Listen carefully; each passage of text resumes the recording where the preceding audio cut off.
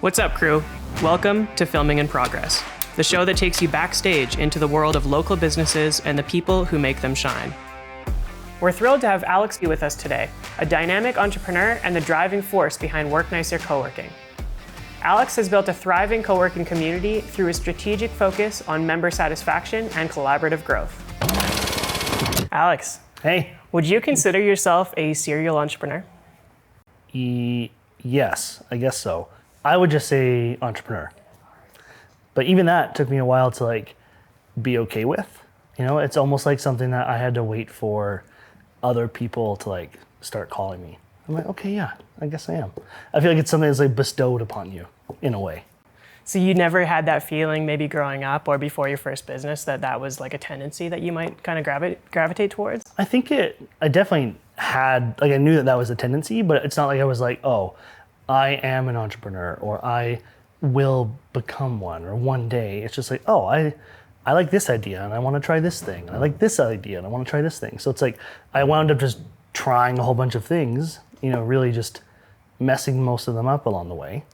And then I guess that's entrepreneurship. So, or so they tell me anyway. Definition of an entrepreneurship, messing things up along the way. Yep, exactly. That's it. Just and really another is just completely unemployable, right? So it's like, well, I can't go get a job probably, so I guess I have to try and figure out how to just make money and find purpose in doing different things.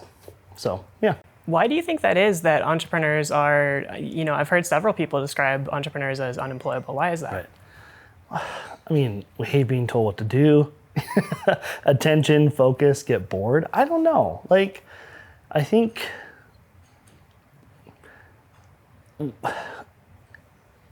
I guess I'll think about me, right?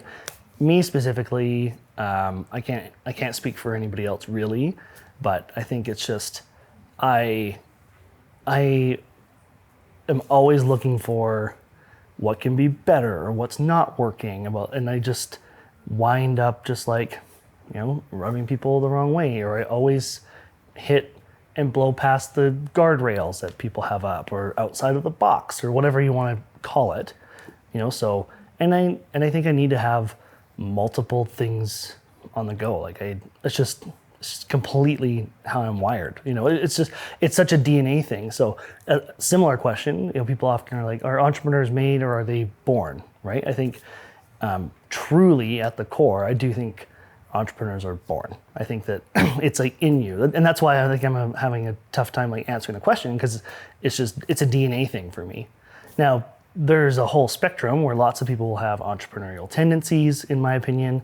And thank God, because if this place was, run by a bunch of people that are similar to me, we already can barely figure it out, So yeah, I think it's people with entrepreneurial tendencies can support entrepreneurs, and entrepreneurs need all the help that they can get.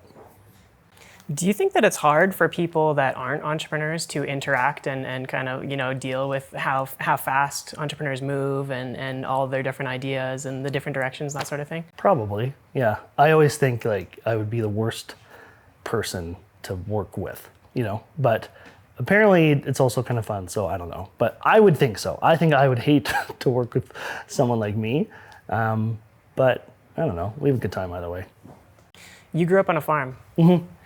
Do you think that played into your entrepreneurial tendencies or the work ethic or anything like that? Work ethic for sure, yeah. I think work ethic, just stick-to-itiveness, get shit done, that kind of thing.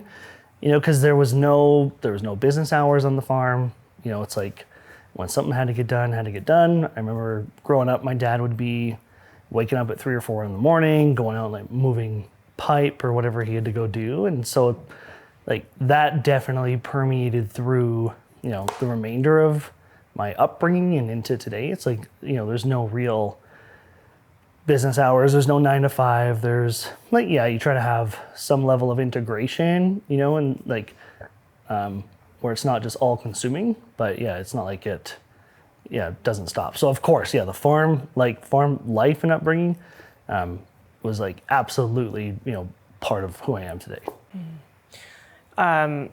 Is there ever an expectation, or was there an expectation on you to continue on in the farm life, or was that a conscious decision that you made to move on from that? And how did that imply? No, my parents, so I grew up in a farm just outside Tabor, southern Alberta.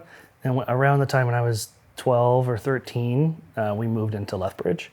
So they made that decision for us. And I'm really grateful, because honestly, I'm really thankful that I grew up on the farm and all that kind of stuff. But yeah, it's like getting out of it at the time was, a really, really good thing, I think. And yeah, and the reasons why, they just wound up needing to either grow their operation or get out. And so, it's just time to move on. Yeah. How did you identify your first opportunity in entrepreneurship, and what was it? I made a business card. I can't remember how old I was, but I think it was when I was 9 or something like that. I made my first business card and printed it out on that perforated paper and stuff. And I don't even know what it was for. Probably papers or something, so I didn't realize it in the moment, but I think it's just it's always been this thing where I'm want to be around business or creating opportunity or seeing opportunity and running with it. So it's just, like I said, it's truly just it's just always been in me. Yeah. We're currently in WorkNicer, which is a business you started in 2015. That's right. This business is all about community. Was that always kind of a focus for you in everything that you've done prior to this, or was this a finding along the way? How did this come to be? I love that question. So the answer is yes, it's always been a focus, but I don't think I always knew it. And so growing up the way that I grew up, it's there's always just people around and family and having supports and people that you're connected with, whether it's friends or whatever, church stuff. I grew up going to church. And so that just permeated all the way through. But it really wasn't until much later that I started to actually realize that that's community building stuff. To me, it was just, hey, I like being around people and bringing different groups of people together that can interact. And I'm oh, you're a good person and you're a good person. You should probably meet other good people. I know it sounds super simplistic, but then to actually frame that and have that turn into something and then start doing it in very intentionally. Not that it wasn't intention before, but it's front end intention in a way. So yeah, long way of saying yes. Yeah, no, that's awesome. What do you think? I mean, after these years building community and being different parts of different communities and building your own, what do you think is a couple key elements of what community is and how to foster it? Oh man, a couple, I guess. I think so. I've always loved this one quote by this person named Zig Ziglar. And it's just if you help enough other people get what they want, you will get what you want. So it's you can call that whatever. You can call that karma. You can call that the golden rule. You can call it do unto others that you would have them do unto you. Whatever you want to call it, right? But it's this giving without expectation. So I think just invest in people and trust people.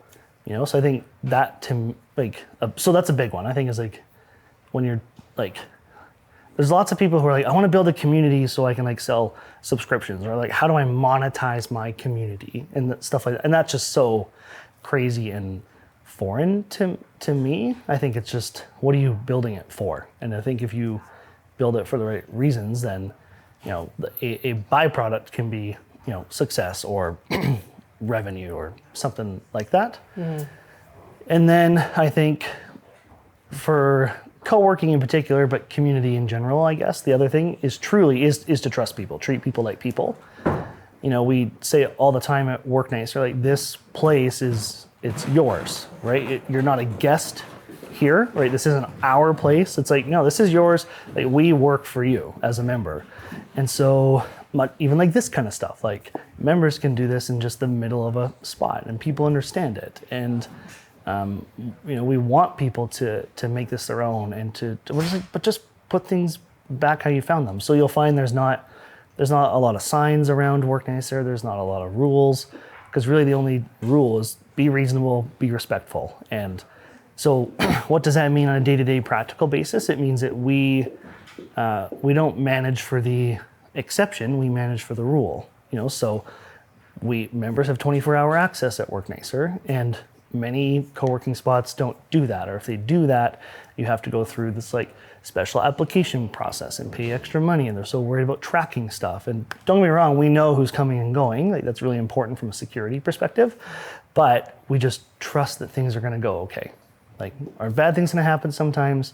Sure. Right? There's probably going to be some sort of a break-in or something at some point. Thankfully, well, actually, we've had break-ins, just not from members, but you never know. So I think it's just, but trust people, and like, and I think that extends beyond community into just my opinion on life. Is like, I think that people all too often get worried about like the what if 1, 2, 3%, like what could happen, this worst case scenario thing, and then they just get blocked by it. And so I think from a community perspective, it's the same thing. It's like, well, what if this one bad apple ruins the bunch? Like, well, just like plan for the bunch. Like, why manage for the bad apple? So, yeah, I don't know if that helps. Yeah, 100%. What, when you're, giving is, I love what you said about giving without expectation of return. Mm-hmm. Devil's advocate, if you're constantly giving, then it's very draining. It's draining to give, Is there a tool or advice that you have for managing where you put your efforts and kind of watering what will grow? Yeah, that's a really good question. It is draining, but I think it's also, like, the days that I feel the most drained, I often, not always, but most of the time feel the most fulfilled. So I think it's like sports, or if you're on a team, it's like you can leave it all on the field, but it feels so good after, especially if you win, right? So I think it's not a matter of like this shouldn't be easy, entrepreneurship or otherwise. Like, life's not, and it's not a whole like life is hard, suck it up kind of a thing. It's just life is life. Things happen. Problems will happen, bumps will come, obstacles will be there. So just for me, I just most of the time enjoy figuring out the problem. Sometimes when you're in it, yes, obviously, like, we're all human. That sucks, and it would be really nice if this problem wasn't here, but it is here. Figure it out. And so, I get a lot of energy from solving problems and moving that forward. Have you heard of Mark Manson? He wrote like The Subtle Art of Not Giving a Fuck. Oh, yes, yeah. I've read the book. Yeah, sorry, I didn't recognize that. No, that's okay. He talks about like happiness comes from solving problems, right? And so I've not read the book. I don't read. I can read. I don't read. But so that's why I love quotes and stuff. But that's one of the things that I took from kind of a summary of that is, just like truly embrace problems for what they are and enjoy overcoming the issue. And that's where, I know this all sounds cliche, but that's where growth comes from. That's like you're working that muscle, and so it's like next time a problem comes, if it's similar, it's probably gonna be a lot easier to solve, and it preps you for the bigger one. And I don't know, like if everything was just easy, then like you can't have ups without downs. You know what I mean? So just like, to me, I get more satisfaction from like, overcoming the issue or the problem than I do from the process of it versus like actually doing it. Because once it's done, it's like, great, of course we figured it out. Why put in this much work if we weren't going to figure it out, So. Do you think too many people chase the solution or maybe the result of a problem? What do you mean? Like, you mentioned how you love the process of figuring something out, yeah. and getting to that destination, rather than when it's done. Okay, what's the next thing we're going to work on? Yeah. You think I guess I'm getting at maybe instant gratification or. I think so, right? I think lots of people. We all want it to be easy, especially when you're in it. So I think totally people often will just give up too soon, and then that feels crappy because they just want the easy answer. But I agree. I think leaning into the slog of it is like, if you can get comfortable with that level of discomfort, and I find it like so incredibly fulfilling to just like truly just be in it. And especially when you're bringing other people into it, it's like, yeah, like you're in this thing together. Like you're just, I don't know, man. It's just, it feels like the work feels so good, right? Way more than the reward. Yeah. I love that discomfort. I heard a quote the other day. It was something along the lines of where, you know, if discomfort is the thing that pushes us forward, then why are we optimizing discomfort out of our lives? I agree. I love that, actually. I don't know do you know where you heard that? Yeah, I can send it to you. Yeah, for sure. That'd be great. Yeah, Cool. yeah. Yeah, it's actually one of the things that we say here is actually because everyone, same thing. You talk about like you need to create this like frictionless experience for your users, and like, especially when it comes to tech and UI UX, it's just like, hey, really, really easy. Attention spans are low, and you know we're optimizing life for convenience, right? Like you know you got all the food delivery apps and whatever else that's like easy. And I think that's true. Like you want to give people a good experience, but we always say here it's like we want to give people like just enough like friction to get traction, right? So it's like you can't get traction, you can't move forward without some degree of friction. So yeah, if you get rid of all of it, then you're just going to stand still, you know. So I'm with you. Yeah. You said in there that you don't read books, but I know that you were really into newsletters. Mm-hmm. So tell me about why one or the other. I think it's just ADHD. Like it's like I can just bite because I read a lot online. It's like whether it's newsletters or articles, so like shorter form stuff, not just like social, you know. So yeah, I don't know. I've finished like, you know, one book I can remember like finished. Mm-hmm. You know, so it's just like.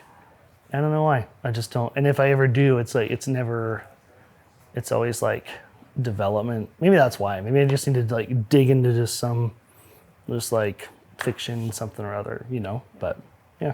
Any recommendations as far as newsletters are concerned? And why why would you consume them? I go in and out. There's a few I subscribe to. I don't always read them. One that I really enjoy, it's called like AVC. It's from this guy called named Fred Wilson. So he's a venture capital guy, lives in New York, but he many years ago made this commitment just to like blog or excuse me, just like blog or write like every day. So it'd be like could be short, it's not usually that well thought out. There's typos. I think he's very thoughtful, but I always like it because it's like you just get this like direct, kind of unfiltered, unedited like insight into this like really, really smart brain. So yeah, I like that. And there's been a few times where you know he'll ask a question and he'll say, if you have an idea or suggestion, like email back. And I've done that a couple times, and he like replies every time. I'm like I can't even like manage my communication life, and I'm like somehow this person doesn't, and so I just like look up to that. So anyway, that's one that sticks out to me. It's a little bit different than a lot of the others because there's stuff like the Hustle and Morning Brew and like the Peak, you know, and stuff like that. Those I'll check out, but they're all similar, kind of new, like curated new stuff, which is great. But that one from Fred Wilson, I quite enjoy. Yeah, awesome. Sounds like community. He's responding to everything. Yeah, pretty much. Yeah. Actually, yeah, he's built this little. Yeah, you're right. Love it. You mentioned ADHD. Yeah. How does that affect you, your day-to-day and business? Yeah, more than I thought it did. So I was diagnosed ADHD when I was a kid, like 7-ish. I was on Ritalin growing up for a little while. And then for some reason, my parents took me off of it. And I wasn't on any kind of medication again until probably four-ish years ago, maybe, something like that. And I don't know why, but I just asked my doctor. I was like, hey, same thing. I'm diagnosed as a kid, this and that. You know, I just want to see, like, I think I've done okay at like coping and figuring some stuff out. But I want to try it out, see. So he, you know, put me on a thing and we upped the dose and away we went. And the biggest thing I noticed, like almost right away, was that at the end of the day when I get home, I like, most of the time before, I would just like fall asleep on the couch, right? I would just be like totally drained and totally exhausted. And I thought it was just because I was like working really hard and trying to build some cool stuff or whatever. And then I go on this medication and all of a sudden I'm like not tired as much. At the end of the day, I can stay awake. And so I think back to the traction friction thing, it's like my brain before was like, I just had my pedal like to the floor and the wheels were just spinning like crazy. Like imagine on ice trying to like go, right? And so this just like, let the pedal off a bit and just like slowed the wheels down and then like let me keep moving forward. But it just didn't have to run at like 20,000 RPMs, right? And so that was the biggest thing.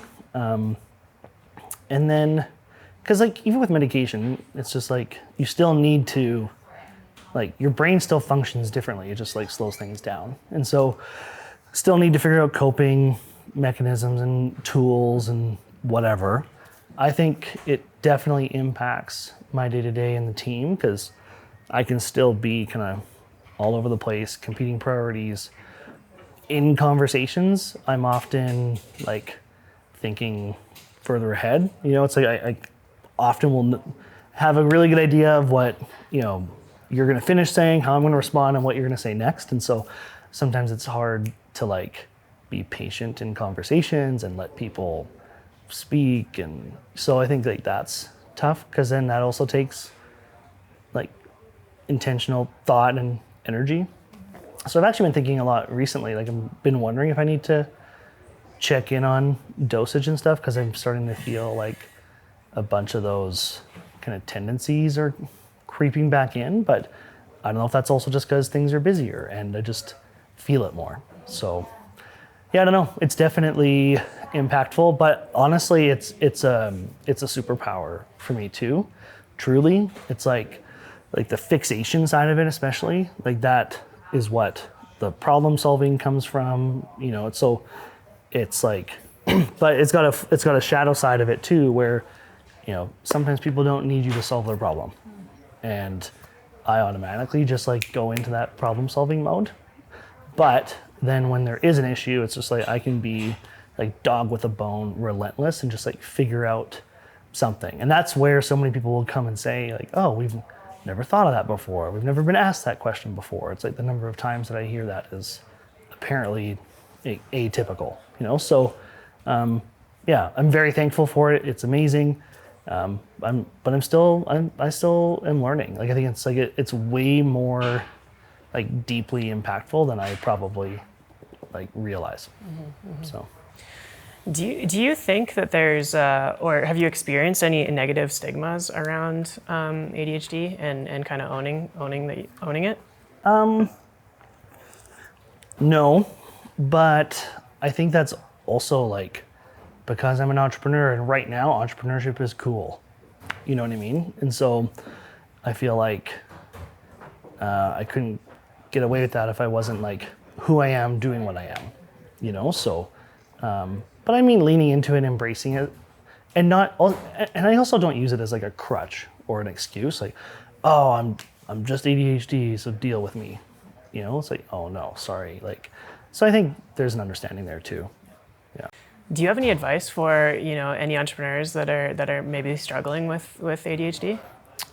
I think definitely like take the pills, but also be real. I think right now it is tossed around a lot.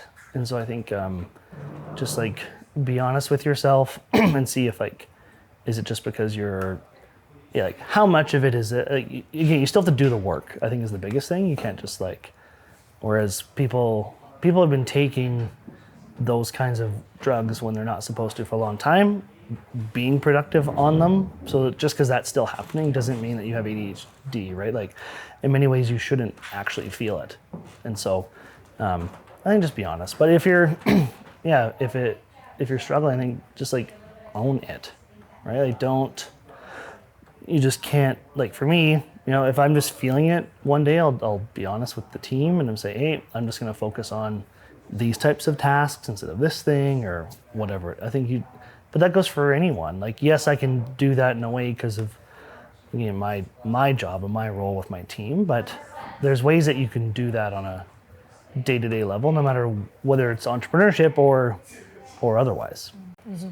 I think, you still got to do the work, I guess. That's really what I'm trying to say. Yeah. Yeah. I love that. I think you mentioned internalizing the struggle and that sort of thing, and I think that's a commonality. I can speak for myself. You know, when I'm struggling with something at work or otherwise, it's very much I internalize it. And I don't know. Do you think that's a characteristic of people who, you know, problem solvers that just want to figure it out, or how did you learn? Because you said you do a good job of just, you know, telling your team, hey, I'm struggling with this. What is that a learned skill? How did you go about that? Yeah, I think it's learned. I think dropping ego, you know, just trusting, just like being really open. You know, I think before we started rolling, you said like, if there's anything you don't want to talk about, you know, say it. And I just couldn't even think of what that might be, you know, because I think that openness and transparency and vulnerability, and I think that's just it. And I think that's good advice for anybody, you know, just like be on. And you may not always know, or you might realize it after or whatever, but I don't know, like, I think people are people. We've all got our shit, and just like, don't pretend like you don't, I guess, and it'll probably feel a lot better. I don't know. Yeah. I mean, we can all suffer together. We all have similar, maybe not the same issue, but everybody has issues, and I think it's good to talk about that. Yep, Yeah. I agree. Awesome. You mentioned in there entrepreneurship is cool.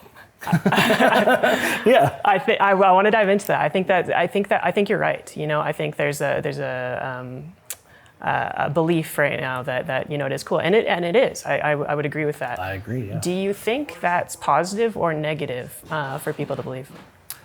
I don't know. I think it is what it is. I think it has positive and negative implications. You know, I think that overall, I think it's positive, at least for me, I would say, because it's like, great. Now I have like, you know, permission to be unemployable, and you know, it's like, otherwise, like, because really, like, that's really the root of entrepreneurship, is that it's like, oh, you can't do anything else, so you'll start a business, right? You'll open a corner store, you'll open whatever. Like, what else can you go do? So I think it's great that it's like that's celebrated. I think the negative side of it is that I think it pushes people to do things and take risks that they probably should not. You know, I think we celebrate failure, and I agree, but I think oftentimes, like, people don't understand like how big that like true failure in this world can actually be, you know, and all of the crazy, wild, negative implications of that. And if you were not wired to handle that kind of true like risk and fallout, like that, like that is a recipe for just disaster. Like mental health, major mental health issues, and worse, like you can family, financial, like it's like that. It's the root of it all, and that's something which does not exist really anywhere else other than in, well, maybe not anywhere else, but entrepreneurship is disproportionately associated with that than many other careers, so to speak. Mm-hmm. You know, Absolutely. So, yeah, I think that's where, like, and that doesn't mean that like people can't own businesses or whatever, right? It's just like, I just think there's a difference between business ownership and entrepreneurship, and I think one is more like calculated, like more of a playbook, and the other one is like it's like a career versus like a person. Do you know what I mean? Kind of, in my opinion. Some people definitely won't agree with that. So yeah, I think there would be a lot of benefit to trying to like delineate those two, because again, then you put entrepreneurship on this pedestal, and like, we don't know. Well, I can't speak for everyone else, but like, I don't know what I'm doing. So it's not like also that it's this thing where it's like, oh, like you have all the answers and the be all and the end all. It's like, no, you still need a team. You're just like one. Well, yeah, you're one player on the team, and that's it, right? So. Yeah, I think you're right. I think we're wired as entrepreneurs to roll with the punches, but there's beauty and hardship in that. in your experience rolling with the punches in your years of entrepreneurship, have you ever experienced any sort of, mental health issues or shitty days? Yes. And honestly, probably more than I thought. I think I never really, like overall, honestly, like I've been pretty great. I've been pretty stable, able to push through, roll with the punches, and then pandemic rolls around, and we built a whole community, a whole business on getting people out of the house and around other people, right? And so, not to make this a whole COVID story, but so that was all of a sudden made illegal overnight, right? There's not great takeout options for what we do, as much as we tried. We brought desk setups to people's houses and gave them tools like desks and chairs and monitors, and we delivered growlers of beer across the province. Like, we did all sorts of cool stuff. And we were just rolling with the punches, and in the grand scheme of things, like the longer that the pandemic would last, like the better it would be for our industry. Not that I would want it to continue, but it definitely boosted the learning curve about, hey, there's probably a better way to do work, in that journey, or quickly during the pandemic, I was staring down the barrel of a bankruptcy gun. Like, I didn't know what was going to happen. I had personal guarantees on things. Everything was in the company. I put all of it in. I didn't really, I had no safety net, right? And so that was heavy. And made some decisions, pushed through it, worked through it. And then I can't remember when, it was probably a year and a half in, things were starting to get a little bit figured out, or I don't know. There's a time of reprieve, right? I'm like, oh, good. Things are calming down a little bit. And then all of a sudden, I just in the parking lot here, actually, of this building, for the first time in my life, I had what I think was just some panic attack, anxiety attack. And I'm like, what is and I'm like, everything's good. I wasn't stressing about a thing. I had solved some big problems. And so I think I had just been suppressing stuff.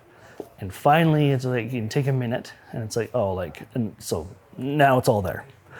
So shortly after that, I started struggling going to sleep. And I never used to, as I said, right? I used to always sleep. I thought that was a superpower too. Turns out I was just really fucking tired, right?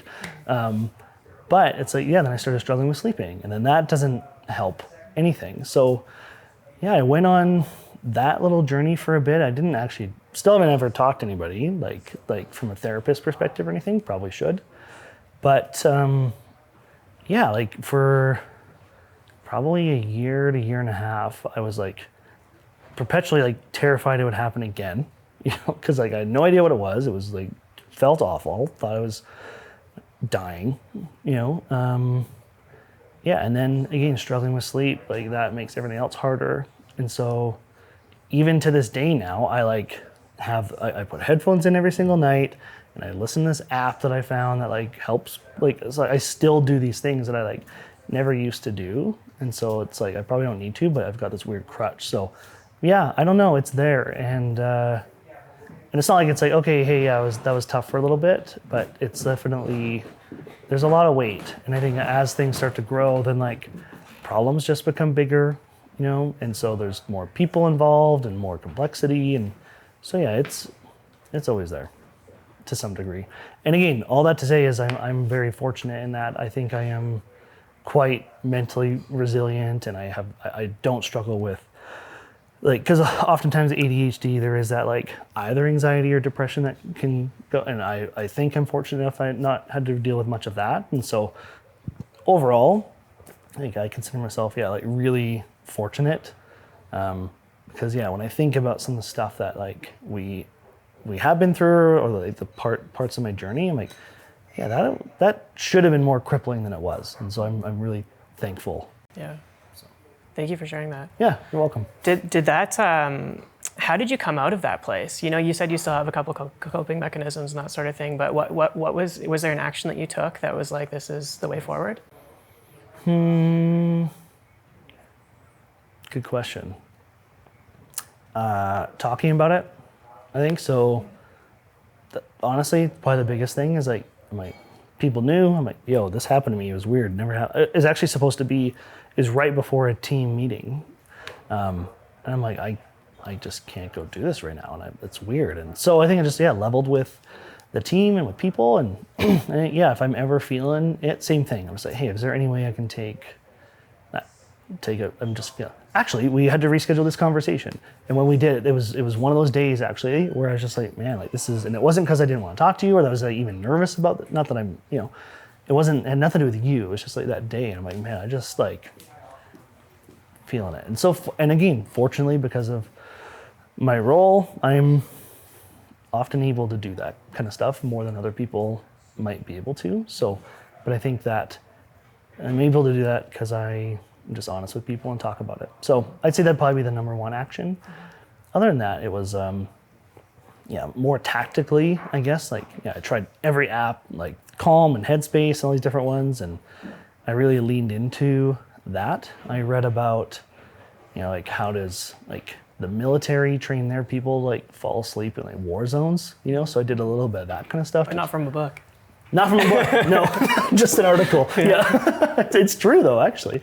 If there was a book about that, it could like solve my exact problem and I still wouldn't fucking read it probably. But so I guess those were some like very tactical actions. So I hope that helps. Awesome, absolutely. Cool. You've obviously you've come out of that place. What caused that is gone now. What do you think it is that you did that turned something from, as you mentioned, like looking down the barrel of bankruptcy to where you are today? Yeah. Well, it's I mean, we kind of I talked to lawyers trying to figure out what to do. One of my friends, and he's on the team. One day he's like, there's no such thing as double bankrupt, right? And so it was this like double down mindset at the time. And it was just this commitment to doing the same thing that I've like generally always done. And it's just, okay, just figure it out. Because otherwise, like what's the other option? It is just giving up. And that's just doesn't feel right. And that doesn't mean that you don't quit things, say no to things or close things, but it's just, it's like total give up. So it was just this commitment to the process, and just like putting in the work. So not to oversimplify it, but that's all it was. It was just like really tackling it head on and having people around you that support you, and just back to the openness, honesty, vulnerability with the team. Like the team knew everything that was happening and going on, and it was just just one step at a time. Again, not to make it too simple or too cliche, but like that's all it is. And if you are into sports, I think I would imagine like this whole Oilers playoff run that just happened, I would imagine when they're down 3-0 in the series that part of the message would have been, hey, it's one game, and then there's one period, and then there's one shift, and then there's one play, and there's one right. Like if you just like don't get overwhelmed by the what if and the rabbit trail of it all, and just like, okay, this is like what we have to do next. And so at least for me, that was the only way I think I could get through whatever it was. I love that. That's so important. I think there's so much that people can learn from breaking it down to the lowest common denominator and just building up from there rather than letting the top overwhelm you. Couldn't agree more. And it's like, because often, again, back to the whole managing for the exception versus the rule, people often do that. They're like, what if, what's the worst case scenario? And then they stop. For me, I do the same thing. Like, what's the worst case scenario? How realistic is that? Chances are the worst case scenario is often not remotely realistic, right? And then you manage backwards from there. Like, well, if you can just get comfortable with that worst case scenario, because oftentimes it is not nearly as bad like, that you think it's gonna be, and then you just like work back from that. Whereas again, I think people just stop and they worry about that, crippled and paralyzed. So they don't take the next step of, breaking it down. You've used the example or analogy of nobody's a solo player. There's always a team behind you, or you're not the only person on the team, for example. How important is having the right people around you when you're trying to do something, build something, grow? It's everything. And whether that is your team or your best customers or your friends or your business group, like whatever that support is, it's just like we're not meant to do this alone. Whatever this is to you, that's one of WorkNicer's main our ethos is no one succeeds alone.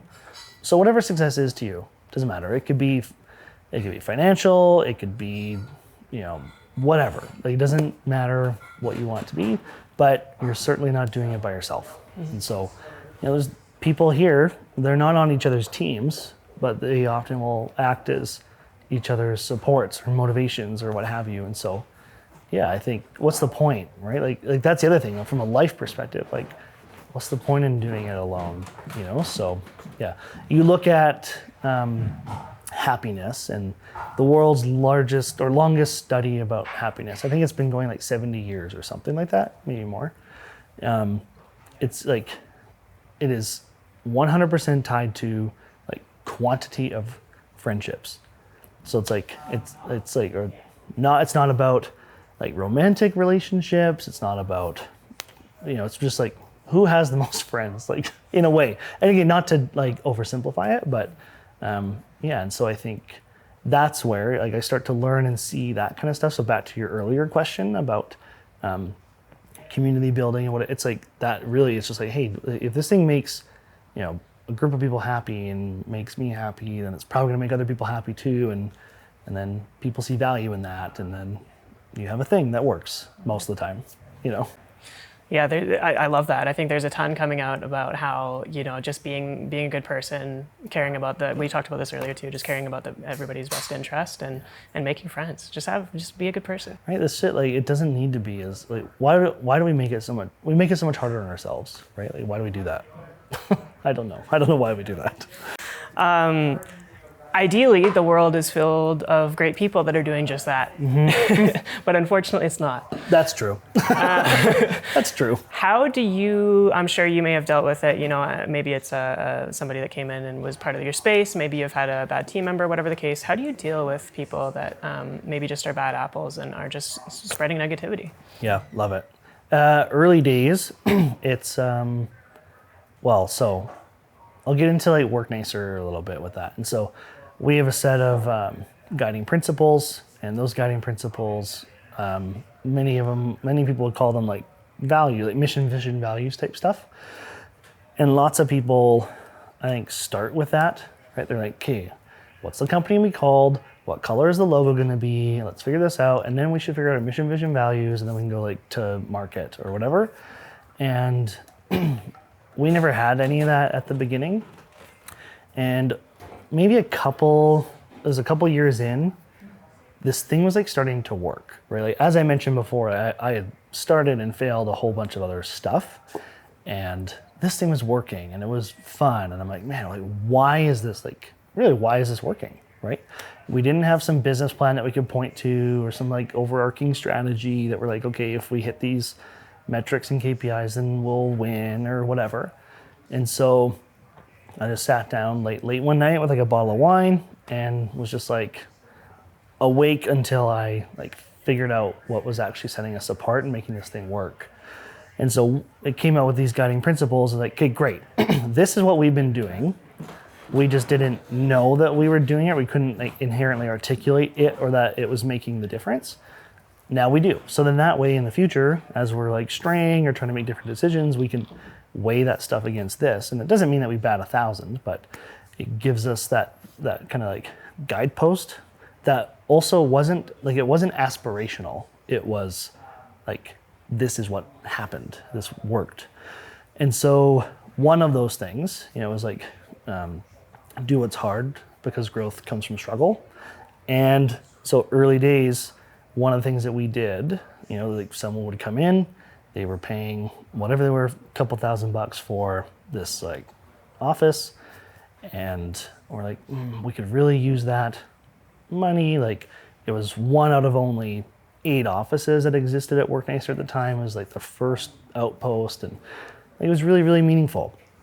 And you just tell it wasn't the right fit, right? We just kind of guided people out. We didn't make them feel unwelcome. It's not this is a club that you have to apply and get into. it's just like we got really clear on, like values. And so, it's like, it's those little decisions in the hard moments. Like, it's easy to make the right call when it's easy, right? So it's those tough things that got baked into the DNA here, documented in these guiding principles, and then like we always talk about them in team meetings. We always measure decisions against them. And as a result, like, it also empowers the team to like make difficult decisions that at many other places they're probably not able to, because the customer's always right, that kind of thing. And I don't believe that, and so I think now it's so baked into the DNA that it's gotten a lot easier. And I think that people will self-select. When they come in and they learn about WorkNicer and they see the place and they hear about how it works and they hear about the reasonable and respectful rule, and people are like, no, this doesn't feel like it's for me, and they often won't be here. And so now, so basically, it's gotten a lot easier, but it took a long time to kind of like put pen to paper and then actually like make that decision when it's done. And again, there's been times when we haven't done that, and then you're like, that makes sense, right? Now I can see why this situation sucks, and it's because we like didn't do this hard thing. We just did the easy thing. Right. Do you think those principles and those checks and balances, for lack of better terms, that you're checking your decisions against and empowering your team to do so, have obviously improved the business, but also improve each individual? I think so. Yeah, I think that the team, and members, I think members feel it too, because when you walk into WorkNicer, you're like, this just feels different. Something about this is not your traditional office or like a club or anything. And then on the team especially, I think, like they're truly bought in, because it's the same thing I mentioned where people self-select out, right? And so it's like even more so amplified for team members. And so if you're on this team, like, it's like you were bought into that thing, you see that for what it is and how it's truly special. And as a result, I think like we end up holding each other accountable. And I think through that discomfort, comes growth and progression and so on and so forth. Yeah, I love that. And I think any strong community has that element where it's if you have a community where people are self-selecting out, and it's not for either person's negative, but just because it's not a fit or whatever the case may be, it means that there's a community that community believes in something, and there's a like-minded amount, and maybe it's okay that you're not a fit, right? So. Yeah, and I think we are a lot of things to a lot of people, most things to most people, but not all things to everyone, and that's fine. It doesn't mean that it's like, we're better than some other place or that whatever. It's just like, hey, like that's okay. Like you might like one coffee shop and I might like another, and they both make amazing coffee. And that's okay, right? Yeah. Awesome. Where do you personally get your fulfillment out of business? I just love the journey.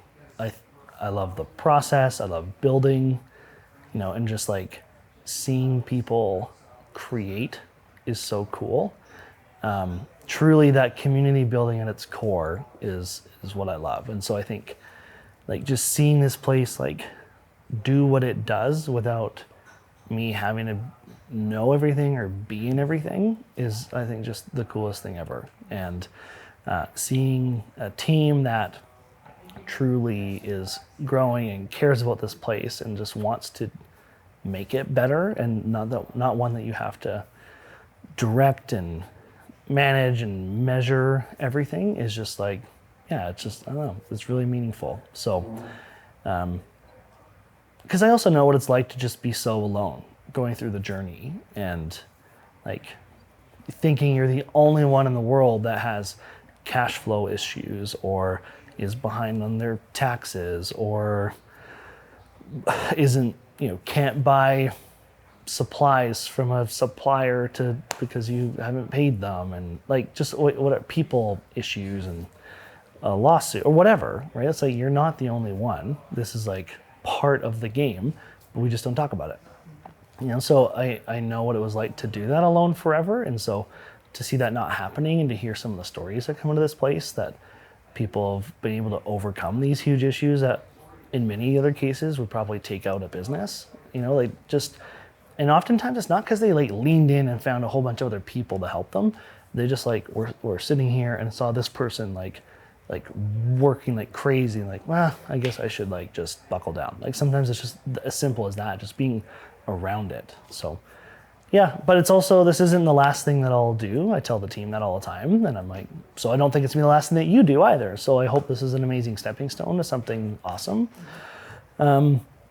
So yeah, I don't know what's next or when that comes or whatever, but I think it's the process of building and growing and just being in it is really fulfilling. Yeah.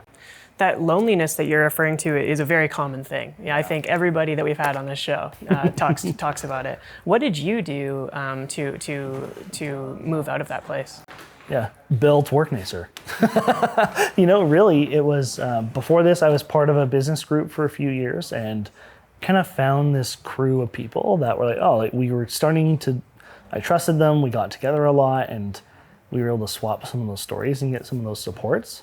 And so I'm like, how can I, take that and just build upon it, right? And so, truly it was this. It's that, especially early days, we still do it, but it was just, everyone was so involved in it and I with that. Like we were running what was working with, like what was working and what wasn't in each other's businesses, even though they were like customers of this, and so, people loved that and it felt just super supportive. So just kept trying to do some version of that, and create a place that would do that for others. So yeah, I don't know. Awesome. When starting I know you have a location or several maybe in Edmonton. Yeah, one right now. Mm-hmm. Working on some other stuff up there as we speak. And yeah, then there's 3 here in Calgary. Yeah.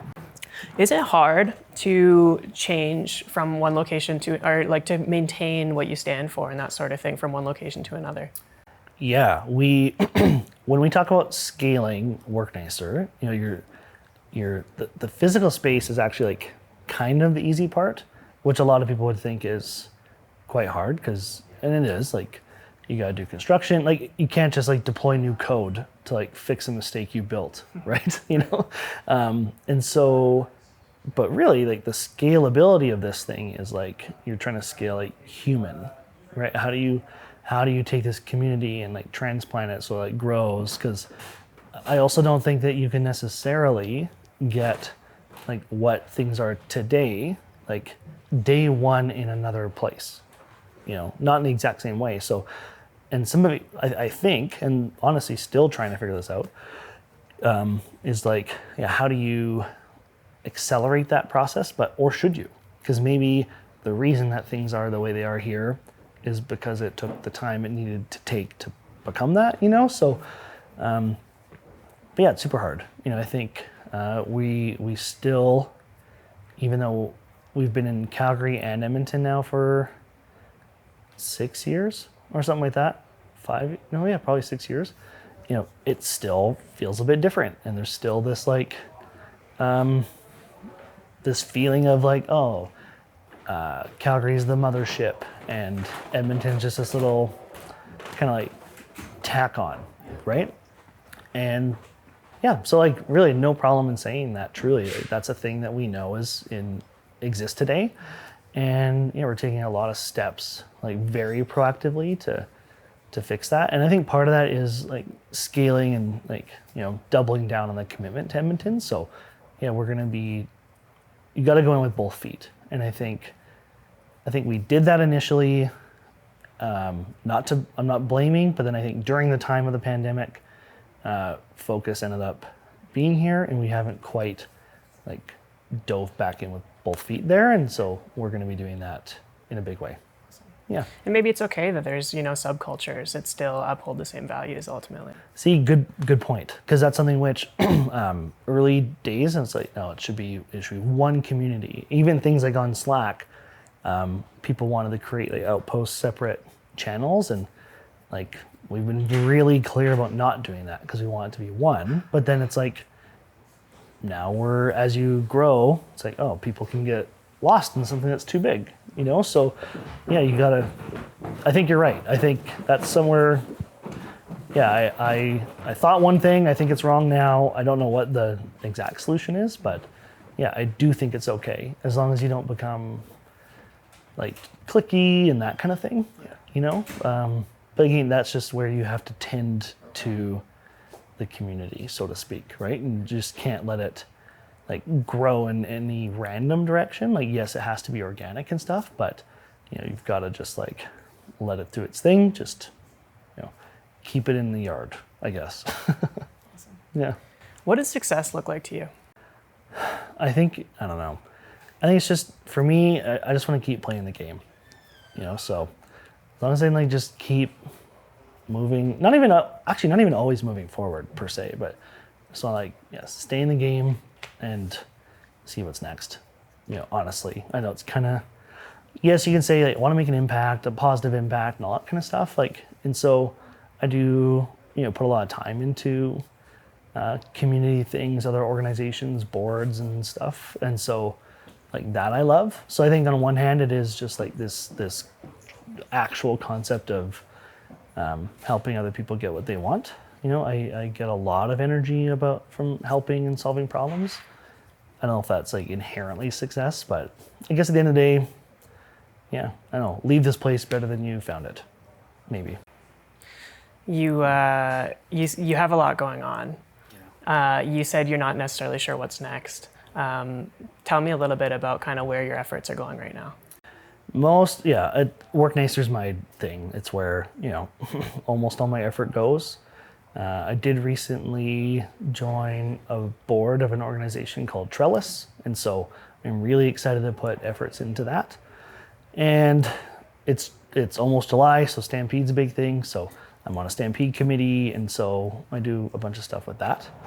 But yeah, it's still, primarily is WorkNicer focused, you know, and will be for like the foreseeable future. You know, I've got like some other just stuff on the side that's kind of like fun or opportunities, but I really try not to like, I'm learning a lot from like how we've built WorkNicer and where I'm like too needed still, and I'm trying to, in other things, try to create it in a way that is just not as dependent on me for as long or whatever, you know? So, I don't know, it's all just a big experiment. Awesome. Yeah.